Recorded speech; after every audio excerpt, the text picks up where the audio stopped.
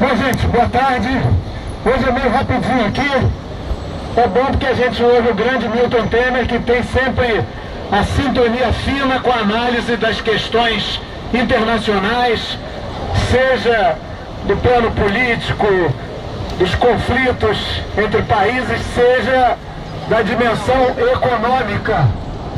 Creio que, pelo que estou vendo, alguém aí pode me confirmar, a análise da crise econômica global está ali. Tem um folhetinho ali. Confere, Fábio? Muito bem.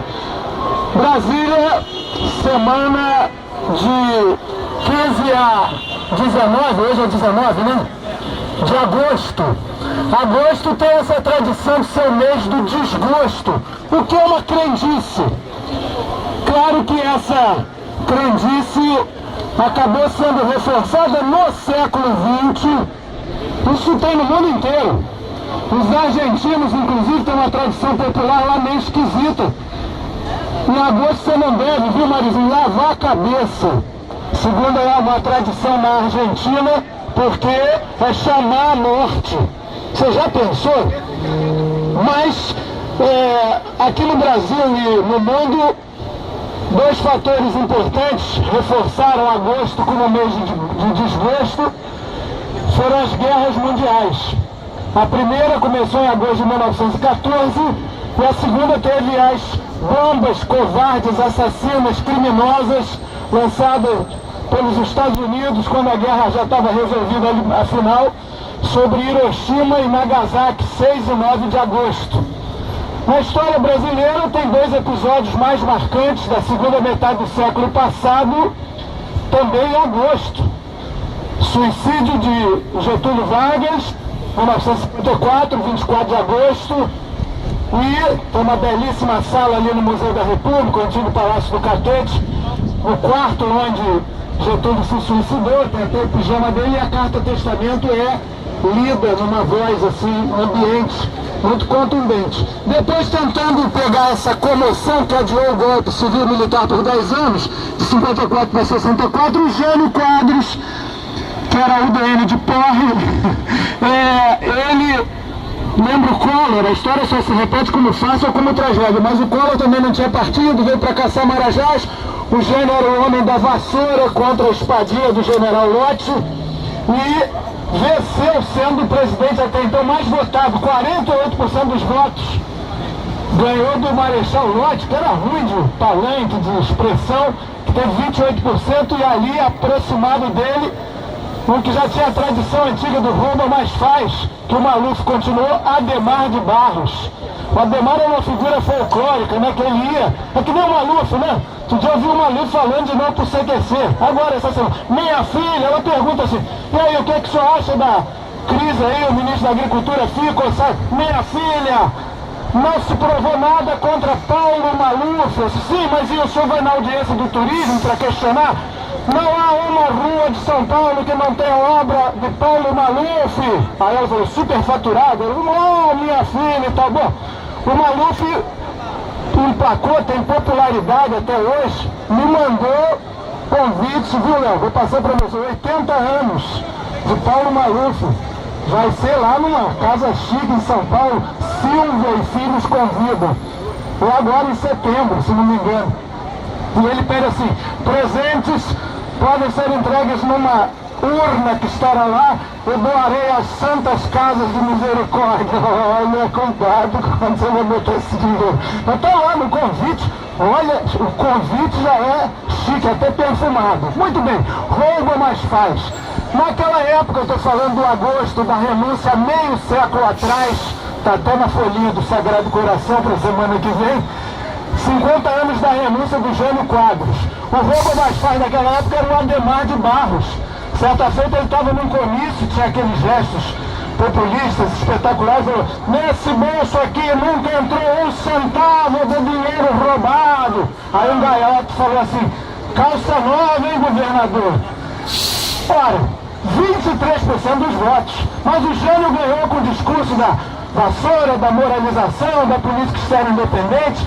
Depois, em 7 meses de governo, não foi o ministro A, B ou C que caiu, não, foi o próprio presidente que renunciou, crente que o Congresso Nacional, onde as adesões são mais firmes, como diz o Léo, do que estaca no brejo, ia recusar. Não, o presidente fique, a ele teria mais força. O Congresso aceitou a renúncia e ele ficou com a brocha na mão. Tiraram a escada, não teve os poderes maiores, as forças ocultas que derrubaram Getúlio, tinha pressão inclusive do imperialismo, os antinacionalistas.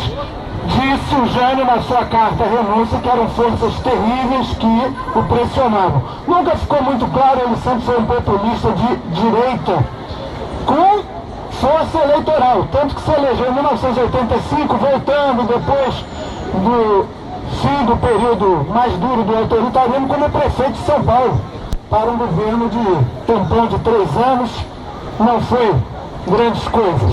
Mas agosto, na verdade, é um mês como outro qualquer, o 8º do nosso calendário, só que para a presidente Dilma está tendo muito desgosto anunciado. Sinceramente, quem coloca Wagner Rossi no Ministério da Agricultura, especialista do setor, tanto que dirigiu as docas de Santos, sabe que vai semear, plantar pepino e abacaxi. Os esquemas todos do agronegócio. E aí vale dizer o seguinte, a gota d'água do desgaste do Rossi foi jatinho, lembrei do Cabral, de uma empresa com muitos interesses e ganhos no Ministério da Agricultura. A Ourofino Agronegócio, cascalho grosso da promiscuidade público-privada. E ele falou, não, andei sim, raras vezes. Nós temos informações lá de que só esse ano ele fez 4 viagens ida e volta.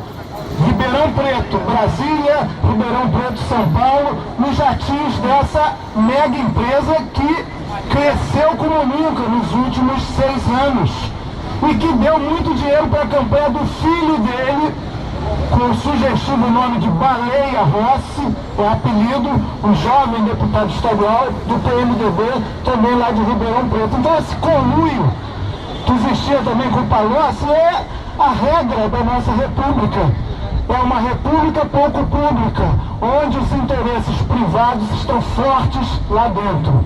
E assim o ministro, sabendo que esse fim de semana viriam novas e mais robustas denúncias, inclusive de propina dentro do Ministério, meio de surpresa, saiu fora. Nós do PSOL pedimos que a Comissão de Ética Pública, existe isso, presidida inclusive pelo Sepúlveda Pertence, examinasse se esse procedimento de um ministro andar em jatinho de alguém que tem interesses no Ministério era adequado. E não é. Tem escrito lá no artigo 7º do Código de Ética Pública da Alta Administração. Esse que o Cabral desconhecia, até pediu um código para ele, a gente fez, né?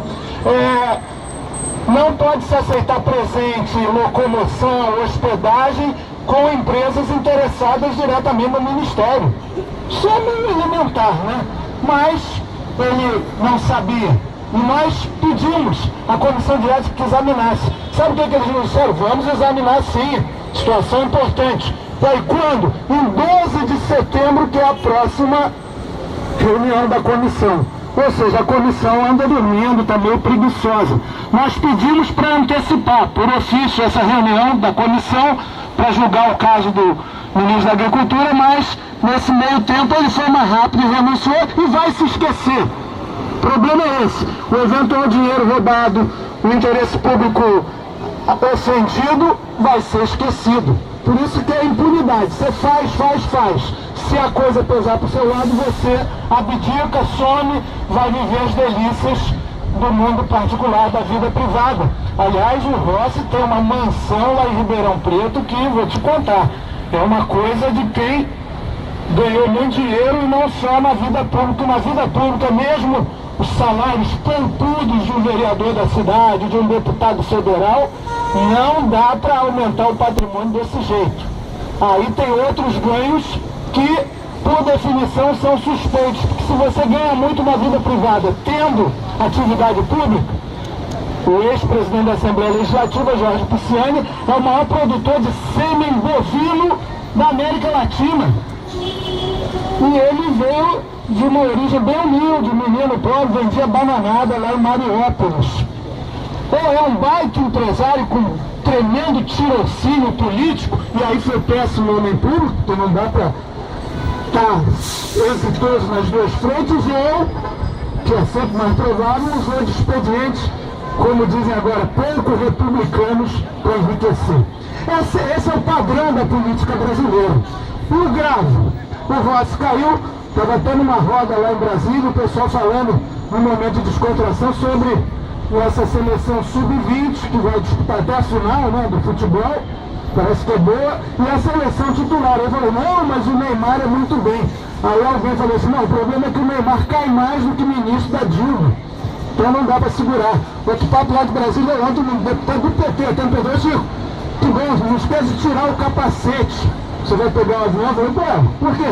Não, porque aqui a gente tem que usar capacete, porque pode cair um ministro na sua cabeça a qualquer hora. Então tá assim, um cai-cai danado, agora não é um cai-cai de mudança. O que o novo ministro da Agricultura, meu colega lá, deputado federal, Mendes Ribeiro, falou? A gestão de Wagner Rossi foi extraordinária. Pegou até o adjetivo que o Lula mais usa. Maravilhoso, não tem nada o que fazer. Teve audiência pública com o atual ministro dos Transportes, que era o secretário executivo do Ministério já há muito tempo. Não sei de nada, não vi nada, se aconteceu alguma coisa, não passou por mim. Ele que era vice-ministro. Eu estou perguntando, o senhor acompanhava a reunião lá do Valdemar Costa Neto, deputado também, está obscuro agora, do PR, que é um conhecido ladravaz, lá no Ministério, pressionando, deputado, eu te dou a tal estrada e você vem para o PR, tem gravação sobre isso. Ele ficou naquela generalidade, não, acompanhei um ou outro, mas em geral de bancadas, sempre reivindicando benefícios para o Estado, nunca ouvi nada fora disso, ou seja, não viu, não escutou e prefere não falar. Como macaquinho, né? Olhos, ouvidos e boca calada. O ministro Paulo Passos, que está dando passos e ovos cuidadosos. Quarta tarde, sensacional, o atual ministro do Turismo. Esse eu disse à época, em dezembro, antes dele assumir, indicado pelo PMDB do Maranhão, Sarney não tem nada a ver com isso, jura que não. Ele foi flagrado fazendo uso indevido da verba que o deputado dispõe para hospedagem em lugares que ele vai fazer, que não da sua cidade, atividades políticas e do mandato. Pois é, apareceu lá uma nota fiscal com dinheiro da população, onde o ministro teria feito um convescote de 10 ou 12 casais num hotel. A verdade é que ele ficou muito admirado pelos pares, porque 80 anos com essa vitalidade, o pessoal gostou. Mas, verba pública, aí imediatamente foi um constrangimento danado, estava indicado como ministro. O que a Dilma, se quisesse mesmo, segurança ali, de transparência no Ministério que é importante para o Brasil aí, que está com Rio+20 ano que vem, Conferência Mundial do Meio Ambiente, Copa do Mundo, aliás, trabalhadores do Maracanã em greve. Você sabe disso, né, Irma? Pela exploração violenta de trabalho lá. Solidário, o time do Flamengo fez greve ontem, não no Maracanã, mas no Engenhão, né? Que permitiu que um time do Cerrado, do Planalto Central, uma vitória rubro-negra, lembra aqui o Léo, com a generosidade dos vascaínos que estão se achando muito. Muito bem, Copa do Mundo, Jogos Olímpicos, Ministério do Turismo, aliás, no mundo inteiro, hoje tem muita importância. Pedro Novaes sabe tanto de turismo quanto eu entendo de importância do sol poente na menstruação das borboletas. Mas foi para lá porque a indicação política, ou seja, o tal presidencialismo de coalizão, como sempre diz o Léo, é um presidencialismo de colisão com a ética republicana e com políticas públicas sérias e continuadas. Bom, o ministro, mesmo com esse flagrante muito desconfortável, foi confirmado e está lá. De repente, prendem 28, a começar pelo vice-ministro do lado dele. Ele teve a cara de pau lá em Brasília e disse o seguinte: não, problemas no Ministério, se é que aconteceram, nós vamos examinar. Agora, o senhor Edmundo, como é que chama? Frederico, o vice-ministro, Francana, logo, que orienta como montar uma empresa fantasma para pegar grana do turismo. Sabe, você faz uma fachada bonita, aluga um prédio, finge que está lá. Ele passou um manual de como fraudar o horário. O ministro atual disse, não, ele é um homem muito conceituado, ele tem muita qualificação. Quer dizer, nem para fingir ele mostrou qualquer indignação. Então, sinceramente, esse papo de faxina é cascata. O que há, já que a gente fala em pano de chão, é pano quente. Todo novo ministro que assume elogia o antecessor e diz que houve probleminhas na pasta que já estão em caminho de solução. Não estão. O padrão da política brasileira é corrompido. A gente precisa ter uma reforma política radical e, sobretudo, essencial, sem o qual a corrupção não vai sequer diminuir. Mobilização da sociedade, indignação, luta, cobrança de transparência republicana. E na hora, que não é a vida inteira, nem é toda a vida, nem é o mais importante, mas na hora do voto saber quem é quem. A gente ainda bota a cara pilantra lá. Daqui a um ou 2 meses nós vamos viver uma tragédia para o povo brasileiro, para o estado do Pará. Jader Barbalho, que estava caçado pelo Ficha Limpa, vai voltar, já que o Supremo Tribunal disse que o Ficha Limpa só vale para o ano que vem. Ele vai voltar no lugar da nossa querida lutadora honesta Marinô Brito. Então é assim que a banda toca e a população tem responsabilidade também. Por isso o chamamento é a essa responsabilidade e a uma visão política mais qualificada. Eu encerro com outra coisa que aconteceu lá. Por isso que eu fico até às vezes meio descadeirado, a gente envelhece rápido. Tu vê um cara encontrou comigo, pô, sua cabeça tá branca. Eu falei, não, está cinza. Pouco a umidade, né? Pô, Brasília está super seco, uma umidade avançada. Outra é o desgaste que dá, porque é muita hipocrisia e incoerência. Quarta noite, uma medida provisória que trata de etanol, de combustível, de meio ambiente, de verificação de veículos automotores, tinha lá também, vinda do governo, mudança na estrutura dos Correios e Telégrafos. Quer dizer, um saco de gatos. Por dever de honestidade democrática mínima, se quisesse mudar a estrutura, devia vir por projeto de lei separado. Não, medida provisória. O que eles criam? Um conselho de administração que autoriza os Correios a criarem subsidiárias abertas ao capital privado, sociedade anônima. Isso é o início da privatização dos Correios. O relator da medida provisória diz o seguinte, eu não estou entendendo. Por que o DEM está contra e é hipocrisia mesmo? E o PSDB, porque afinal isso aqui é literalmente o programa de Fernando Henrique. E os do PT defendendo. Então está tudo embaralhado, está tudo misturado, mas não está tudo dominado. Essas cartas estranhas e esse jogo embaralhado precisa ser melhor entendido e para isso o pequeno e aguerrido PSOL existe. Para ser um marco de coerência e de chamamento à população para lutar, para se organizar e saber quem é quem na política podre brasileira. Vamos nessa, gente. Bom dia. Muito bem. Ouvimos aqui o Chico Alencar, que é sempre aguardado com grande interesse. Saída de